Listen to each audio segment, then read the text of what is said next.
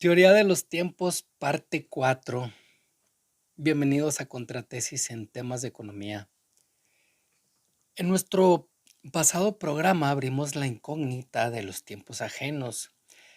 Y es lógico pensar que si, según mi teoría, según mi percepción, según mis criterios, la economía solo es el cumplimiento de los tiempos, habría que pensar y determinar cómo se han tangibilizado eso de los tiempos.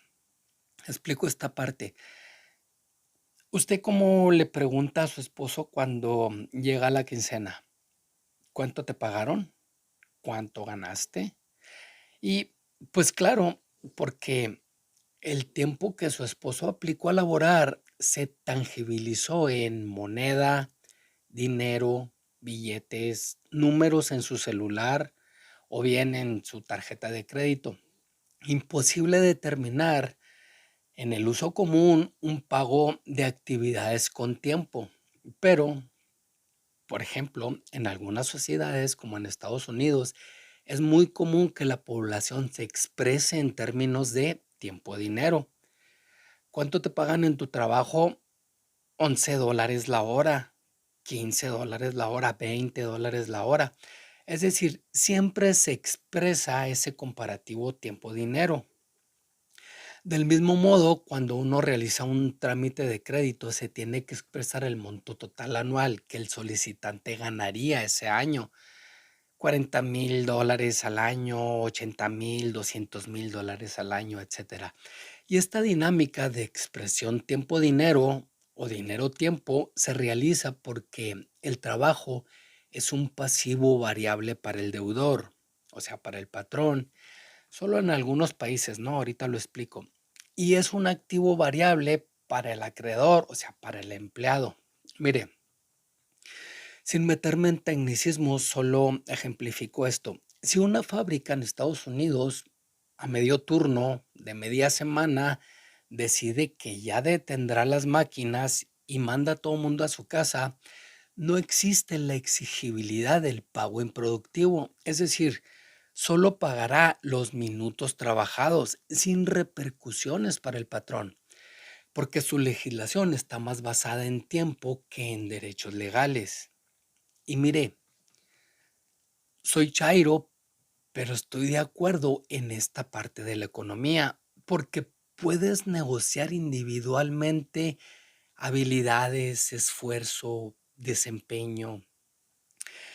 El punto al que quiero llegar es que usted gana o adquiere derechos de compra o se enriquece o aumenta sus activos, o como le quiera decir, con la aplicación tiempo laborado. Y es este tiempo laborado el que mueve al mundo. Todos los créditos del mundo, todos los activos del mundo, toda la riqueza del mundo está generada a partir de la aplicación tiempo laborado, tiempo aplicado, tiempo de generación. ¿Cuál tiempo? Su tiempo, mi tiempo, el tiempo de su vecino. Ok, veamos ahora lo de los sismos a través de la lente de los tiempos, comunidades primitivas, esclavismo, feudalismo, capitalismo, socialcomunismo. Permítame juntar estos dos conceptos. Iniciamos con el sistema económico que le hemos mal llamado comunidades primitivas. Este no representa ningún problema de explicación porque los tiempos eran propios, el trabajo empleado era para sí mismo, autoconsumo básicamente, pero lo hemos llamado comunidades primitivas. Sin embargo, es mucho más primitivo esclavizar al ser humano, hacerse dueño de su tiempo, de su trabajo y someterlo. Es mucho más primitivo feudalizar la economía y hacerse del producto del tiempo ajeno. En el capitalismo todos eran dueños de su tiempo de ocio, perdón, en el primitivismo todos eran dueños de su tiempo de ocio y de su tiempo productivo. En la, en la época esclavista, los potentados eran dueños del tiempo total de los humanos, de algunos humanos. Estos potentados podían disponer de los servicios del esclavo en cualquier momento y bajo cualquier circunstancia. Y en realidad no les interesaba la persona, les interesaba el tiempo que el esclavo pudiera producir o servir. Porque si les hubiese interesado la persona, también serían dueños de los humanos con discapacidad, los pocos productivos, los enfermos, los ancianos, de tal suerte que cuando un esclavo ya no producía, el interés se perdía y simplemente se deshacían de él. Tu tiempo ya no me interesa, te regalo, te desecho, te dejo libre o simplemente te mato. Eran las opciones. Por lo tanto, entonces definamos el esclavismo desde la perspectiva de los tiempos. El esclavismo era o es. El esclavismo es el apoderamiento total del tiempo ajeno para fines productivos. Pero luego el esclavismo dejó de ser negocio porque controlar a los esclavos, mantenerlos vivos, mantenerlos fuertes y productivos, resultó cada vez menos lucrativo. Luego se les ocurrió que ser un feudal resultaba más lucrativo, sin esclavos que mantener, sin esclavos que administrar, y se hicieron dueños de las tierras y de sus cosechas sin tener que controlar, trabajar, administrar, etcétera. Solo le daban una pequeña parte al campesino a cambio del derecho de seguridad y algo de sustento para su familia, pero la producción era para el señor feudal. Entonces, definamos desde la perspectiva de los tiempos. El feudalismo es el apoderamiento del tiempo productivo ajeno. ¿Cuál es la diferencia? Que en el esclavismo era el apoderamiento del tiempo total y en el feudalismo solo es el tiempo productivo. El feudalismo se pierde por muchas razones. Luego llega el capitalismo y aquí sí me detengo para dejar bien claro. Pero primero lo quiero definir desde la perspectiva de los tiempos. El capitalismo es la relación disfuncional de los tiempos ajenos. A ver, vamos por partes. En el capitalismo, los tiempos laborados aplicados son tratados como un factor de costo dentro de los procesos productivos. Es decir, los tiempos laborados son mercancía y es tratada como mercancía. Es decir, solo es un factor en la cadena de eventos productivos y de servicios.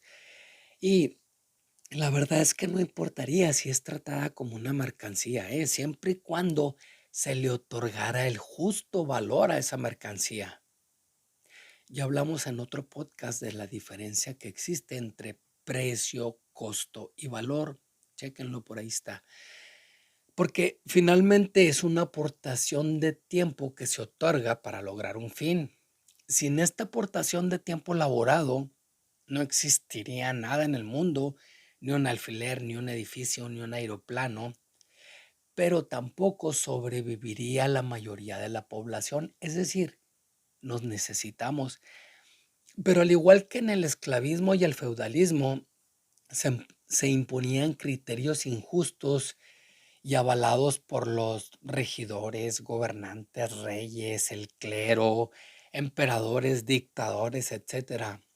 Hoy en día el capitalismo no es muy diferente.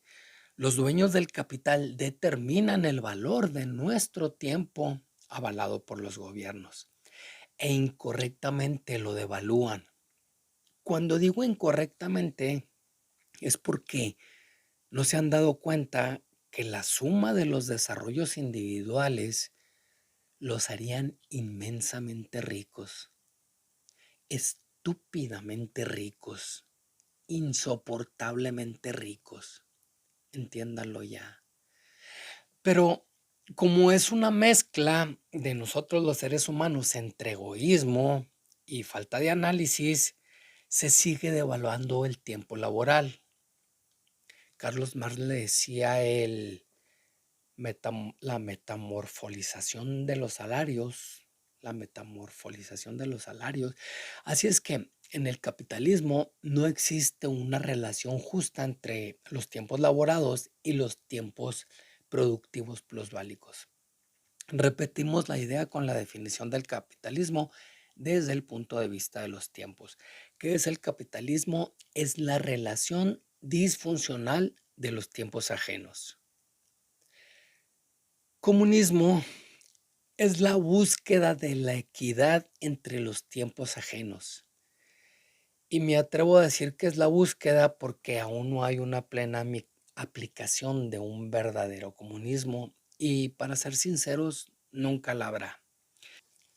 Lo más cercano a ello vendrá en este par de décadas donde el capitalismo se está autodestruyendo y las corrientes de izquierda están solidificando resultados tangibles en todo el mundo o en gran parte del mundo. Pero, ¿qué es esto que se escucha tan romántico? La búsqueda de la equidad entre los tiempos ajenos.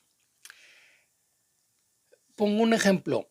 Creo que ya quedó claro que los bancos o en los bancos lo que se ahorra finalmente es el tiempo que ya está aplicado, que ya se trabajó, que ya está justificado, ya se ganó. Y ese tiempo se representó en dinero y es este tiempo aplicado el que mueve al mundo. No existe dinero de otra fuente. Todo proviene de los tiempos aplicados. O bien, todos los créditos son tiempos por aplicar. Es decir, o ya se trabajó o lo trabajaremos. Entonces, si los créditos provienen de una fuente de tiempo aplicado universal, ¿por qué la aplicación de préstamos, por ejemplo, no son universales o no se universalizan? Veamos esto con un ejemplo. Coca-Cola pide dinero a un banco y le prestan, obvio. ¿Por qué? Si esa compañía debe más de 30,000 millones de dólares. La respuesta podría ser porque tiene con qué responder, tiene ventas, tiene fábricas, tiene terrenos, tiene patentes, etcétera. ¿Por qué es entonces si un campesino tiene una idea de hacer, no sé, fibra de papa o de zanahoria de alta resistencia para fabricar zapatos, se me ocurre, ¿por qué este campesino no tiene la oportunidad de crédito bancario? A pesar de que el dinero es de fuente universal de los tiempos ya justificados. A Coca-Cola le disponen de nuestro tiempo justificado productivamente, de nuestro dinero, y al campesino le niega nuestro tiempo justificado productivamente, nuestro dinero. A eso me refiero con la búsqueda de la equidad entre tiempos. Ok, resumen. No, falta hablar de lo de los robos. Ok, haremos otro podcast con el tema de los robos que representa para esta teoría de los tiempos y les ofreceré un resumen de los 4 podcasts. Ya llevamos 4 podcasts de la teoría de los tiempos, de mi teoría de los tiempos. Ay, eso se escucha muy soberbio, ¿no? Pero pues sí, pues es mi teoría. Ok, gracias por verme y escucharme. Les pido que se olviden de las redes y aplicaciones que embrutecen a la humanidad. Apaga tu celular, conéctate a la vida mejor. No me importa que me apagues a mí. Recuerda, yo soy Gabriel Castañón y nos vemos y escuchamos la siguiente semana.